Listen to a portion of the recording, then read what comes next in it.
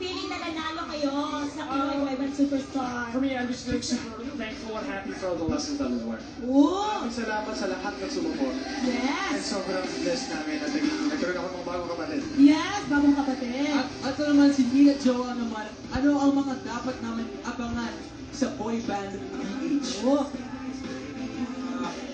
Mas galingan pa namin yung performance namin po.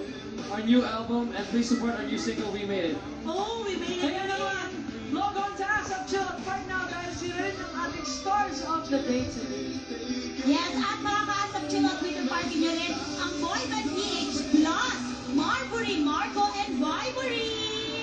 Now guys, before our next prod, I just want to say that please abangan ako sa Bacolod sa December 34 yan. Now guys, ang isang world-class ASAP Paskong regalo sa dance floor naman ang hatid namin sa inyo with GeForce plus